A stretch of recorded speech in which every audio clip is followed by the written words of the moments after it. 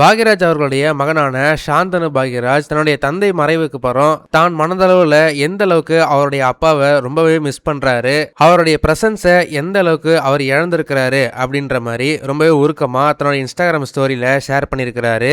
அந்த Instagram ஸ்டோரியில Sigmund ஃப்ராய்டோட ஒரு கோட்டை ஒண்ணு அவர் ஷேர் பண்ணிருக்காரு. அதுல என்ன போட்டிருக்குன்னா, ஒரு அப்பாவோட கடமைகள்ல ஒண்ணு மத்தவங்களுக்கு பிடிச்ச மாதிரி நடந்துக்கிறது மட்டும் இல்லைன்னு ஃப்ராய்ட் நம்பினாரு. பொதுவா ஒரு பையனுக்கு இந்த உலகத்தை பத்தின முதல் அனுபவம் எப்படி இருக்கும்னா, எல்லாமே வசதியா பாசமா பாதுகாப்பா இருக்கிறது தான். ஆனா ஒரு முழு மனுஷனா மாறணும்னா அதுக்கு வேற சில விஷயங்களும் தேவைன்னு ஃப்ராய்ட் வாதிடுறாரு. யாராவது ஒருத்தர் அவனுக்கு கட்டுப்பாடுகளையும் பொறுப்புகளையும் கத்து கொடுக்கணும். அதோட வாழ்க்கை எப்பவுமே அவனோட உணர்வுகளுக்கு ஏத்த மாதிரி வளைஞ்சு கொடுக்காதுங்கிறத யதார்த்தத்தையும் அவனுக்கு புரிய வைக்கணும் அப்படின்னு ஃப்ராய்ட் சொன்னதை தன்னோட இன்ஸ்டாகிராம் ஸ்டோரியில சாந்தனு பாக்யராஜ் ஷேர் பண்ணிருக்கிறாரு. இந்த ஸ்டோரியை பார்த்த பலருமே சாந்தனு பாக்யராஜ் கரெக்டா என்ன சொல்ல வராரு அப்படின்னு பல பேர் விவாதம் பண்ணிட்டு இருக்காங்க.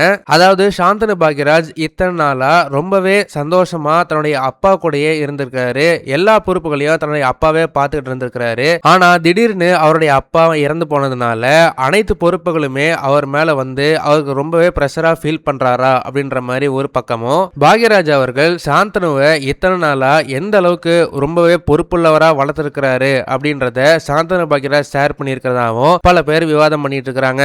எது எப்படி இருந்தாலுமே இந்த போஸ்ட் மூலமா நமக்கு தெரிய வருது என்னன்னா, சாந்தனு பாக்யராஜ் இன்னுமே தன்னுடைய அப்பாவுடைய மறைவுல இருந்து அவர் இன்னும் மீளா துயரத்தில் தான் இருக்கிறாரு அப்படின்னும், அவருக்கு கண்டிப்பா நம்மளுடைய ஆறுதல் தேவைப்படுது அப்படின்னும் நமக்கு தெரிய வருது. இனிமேல் சாந்தனு பாக்யராஜ் தன்னுடைய சினிமா கேரியர்ல போக்கஸ் பண்ணி இனிமே நல்ல படங்களை நடிச்சு வெற்றி பெறுவார் அப்படின்னு ரசிகர்கள் எதிர்பார்க்கிறாங்க. இந்த விஷயத்தை பார்க்கும்போது உங்களுக்கு என்ன தோணுது அப்படின்றத மறக்காம கமெண்ட் செக்ஷன்ல சொல்லுங்க. இந்த வீடியோ உங்களுக்கு பிடிச்சிருந்தா மறக்காம லைக் பண்ணுங்க, ஷேர் பண்ணுங்க. இதே மாதிரி தொடர்ந்து நிறைய இன்ட்ரெஸ்டிங்கான வீடியோஸ் பார்க்க வீ டாக்கீஸ் சேனலை சப்ஸ்கிரைப் பண்ணுங்க.